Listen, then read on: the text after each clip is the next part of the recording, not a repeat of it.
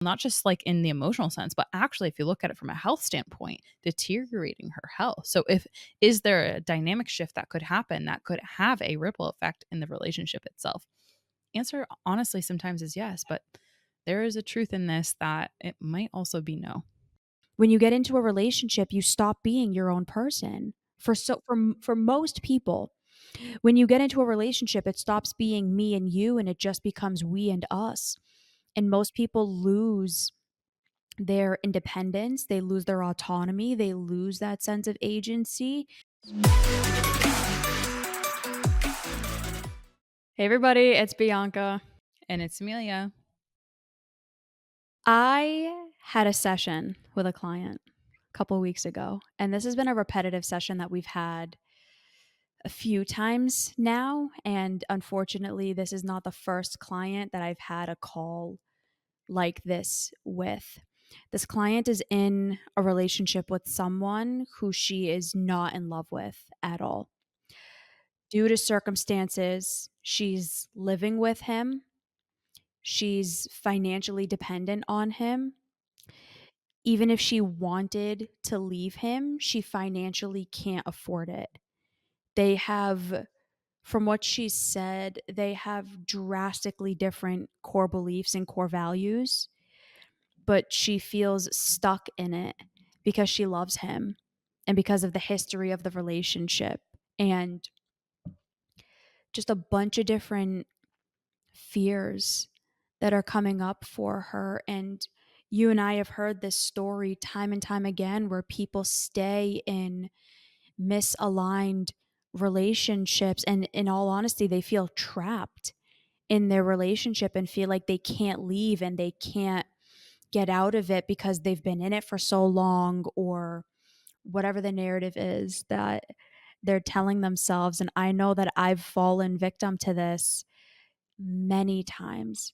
And it actually caused a lot of the negative, relationship dynamics and personal limiting beliefs that I used to have really badly. And that's why I wanted to do this episode today because I know there's a lot of people who are feeling stuck. They're feeling trapped. They feel like they don't know if they can leave their relationship or how to get out of it. And for anyone who's listening, that maybe this isn't an intimate relationship, maybe this is a job you feel stuck in and can't get out of. Maybe this is, you know, a home you feel stuck in and that you can't leave, or a friendship or whatever other dynamic. So this can relate to anybody and everybody. And we might specifically be referring to intimate relationships in this, but that doesn't mean that this doesn't apply to literally everything because the concepts are still the same.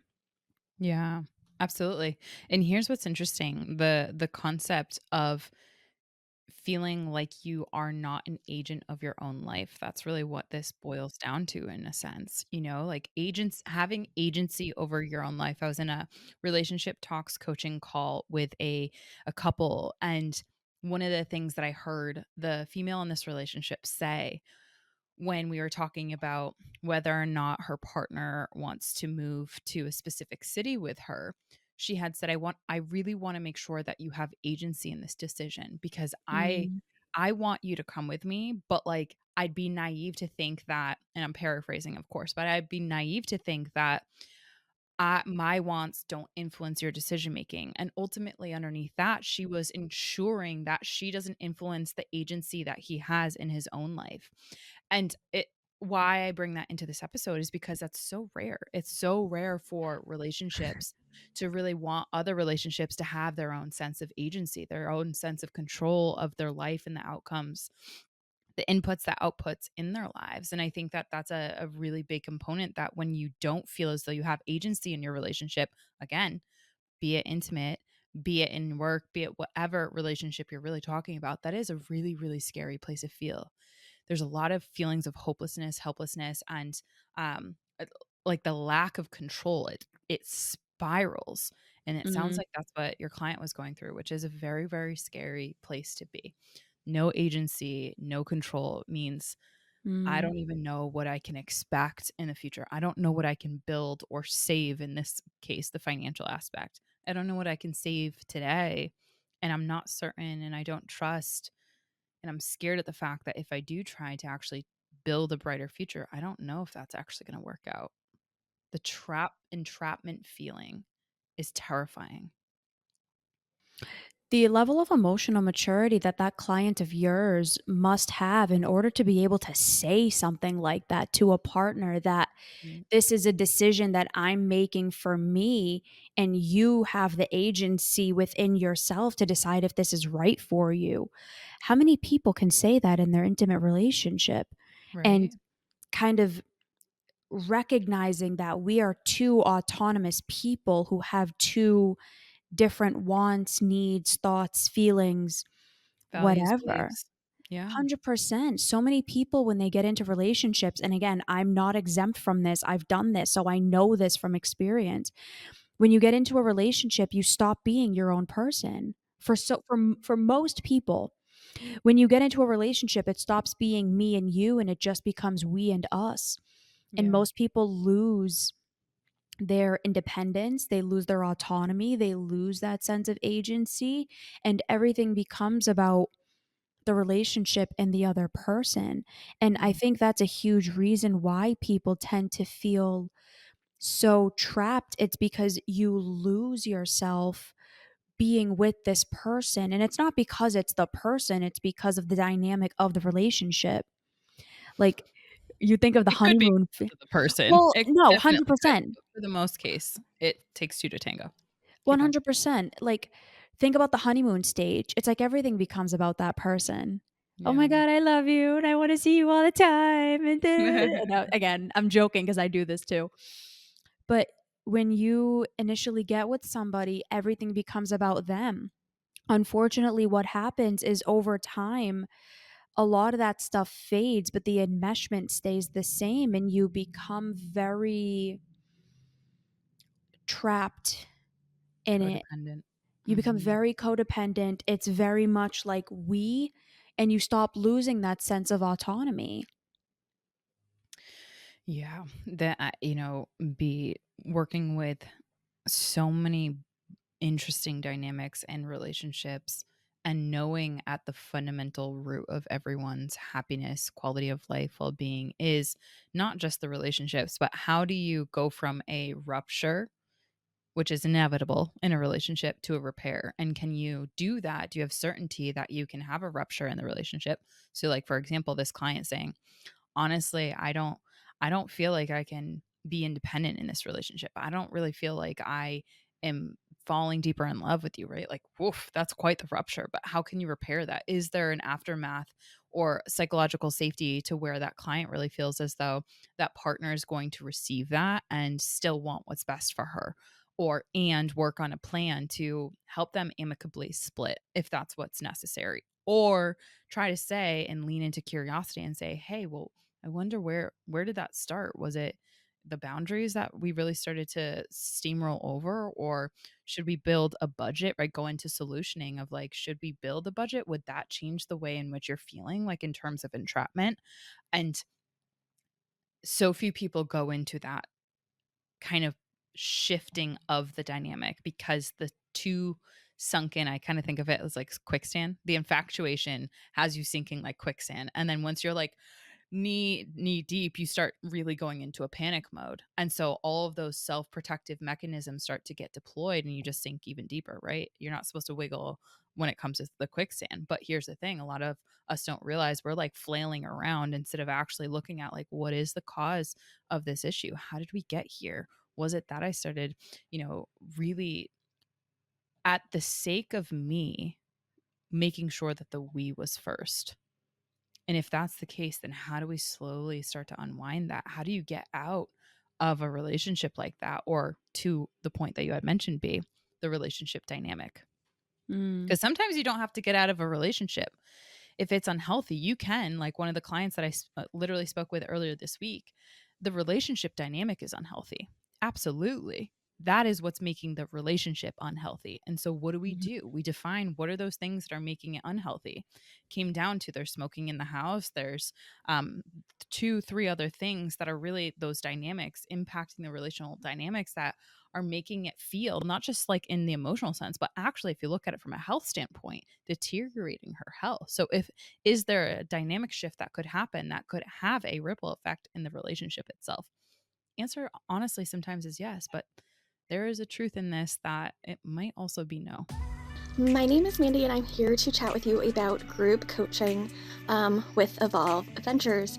I signed up for group coaching because I was looking to connect with other people who were going through similar struggles that I was. It was really nice to see that I was not the only person feeling the way I felt, having the thoughts that I was having or having the same struggles. It was really empowering to be able to connect to other people, share our journeys, kind of just grow together and all of us are coming from so many different walks of life. And that's really what I think made group coaching such an amazing experience for me, because I definitely learn through stories and experiences. So getting to hear other people's perspectives and their experiences definitely helped me grow. Highly, highly recommend group coaching. It was so good. I think you're very much a problem solver, So much. which is a beautiful thing. I also think that most people, me included, don't always feel capable of getting to that problem solving place though, because we're so engulfed in how we feel and how like helpless and hopeless that we feel in the situation, that Mm, any solution doesn't feel right. mm, Any solution doesn't feel like it's going to be the right one because you don't trust yourself to make choices, and you don't trust that you're going to be okay in the end. Like, I know that when I was in a lot of my really unhealthy relationships, that is what it was for me. I didn't trust myself to make decisions. I didn't mm, trust myself to be able to follow through on what I said. And I didn't trust that I didn't trust I was gonna be okay in the end and that things were gonna be all right. And I really believe that's why a lot of people stay, because the devil you know is better than the devil that you don't. At least with this person, if I'm in this, I at least know what to expect. mm, I'm here and I know what's happening, and I have a fair understanding of this person, and it's safe. It's not mhm, good, but it's safe, and that safety is heavier and carries more weight than the fact that this isn't aligned, that this isn't yeah. right anymore. And when you don't feel capable of having that autonomy, when you don't feel capable of really trusting yourself and knowing yourself and having that sense of agency, it's like no matter what answer is given to me, it doesn't feel right. Mm. So then the question becomes that I want us to sink into is how do you begin to have it feel right? Because there is astounding things that our brains and our bodies will do to have us stay in really unhealthy things. I was reading Mm, Body Keeps a Score, Complex PTSD, a couple books that are really around trauma informed recovery. And some of the stats that come out in those books are just gut wrenching at how much, even if you're being abused, even if you've been molested, even if the brain, how much the probability is those who have been abused will still stay in the safe environment and even vouch for their abusers. And just like why I mention that is because our brains adapt and would rather be with the devil that you know, to your point, than the devil that you don't. So what is the bridge that we can extend for our listeners, the listeners who are experiencing mistrust or distrust of their own intuition, or like you had mentioned and like you've experienced, B, the self-betrayal to the extent where you don't consciously know that it's self-betrayal, but when you look in hindsight, you're like, "Oh man, how did I get here?" yeah. And that's what really is the foundations from my perspective, the bricks that really build the distrust to self, and thereby the obvious feeling of I need to just stay here and not do anything, or that problem solving that gets extended to me by X, Y, or Z person. It's not even something that I want to go near because. So, what is the ladder that we would that listeners would benefit from us extending, whether that be from personal experience or that which we've helped to build with clients in Mm. an effective, adaptive, healthy, functioning way that can give our listeners hope? Because the biggest thing that you and I have seen when dealing with individuals behind the scenes and in our community, and the evolvers that reach out to us that say, oh my goodness, I'm so grateful, like evolving is what helped me build my ladder. Evolving and having that hope there at the fundamental level is what helped me get out of what I felt trapped in. So without that hope, would they have built? The answer is no. And they've said that to us 1,000 times. So what would you say we extend for our listeners, given our experience in clinical data? When it comes to decisions like this of whether to stay or whether to leave, like I said, it usually comes down to a lack of self trust, a lack of self belief, and to your point, a lack of hope about the future, right? We did an episode on hope versus belief, and Yeah. hope is a beautiful thing. But if you don't have the level of self belief that you're going to be able to be okay, Mm, hope kind of is meaningless. It's yeah. a beautiful thing, but it's kind of, there's no weight to it. Yeah. It Hope feels is like like a it's like ta fluffy. right. Hope is like a tabletop, but you need the legs to stand it up, and those legs being belief. So, Yeah. when you don't have that self-belief, I think that's the thing that everyone needs to hear, and more specifically, what I usually do with clients is when they don't believe in themselves, the first thing that we do is look to the past, right? Mm, Where have there been situations in your life where you did make a decision that ended up having a positive outcome? Not that it was necessarily a happy outcome, but when was there a situation where you made a decision and the outcome ended up being favorable. beneficial, Yeah. favorable? That, again, not necessarily that it was happy, not necessarily that it felt good, but Hmm. that it was a adaptive outcome. We all have at least one. When you can gather evidence from your past that, oh, well, I've made good decisions before, Hmm. you start to remember, oh, I can trust myself. You might not be capable yet of just taking that and saying, oh, yeah, I'm going to be fine. But when you can start to reflect on, okay, well, I've done this in the past, then you can look at, okay, what can I do now? Maybe in small ways, maybe there's small things that I can do to show myself that I can trust myself. Mm, What could that be? So, like, for example, I today, right?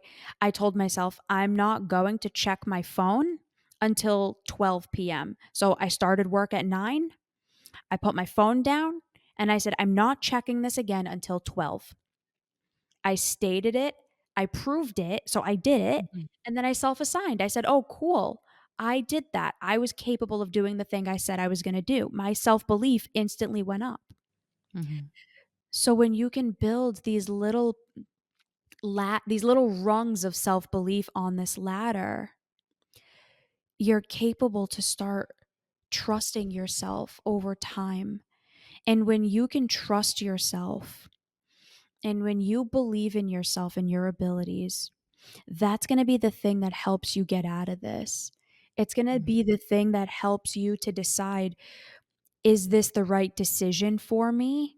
And honestly, am I going to be okay afterwards? Because I think that's another huge thing that keeps people trapped. It's the, am I going to be okay?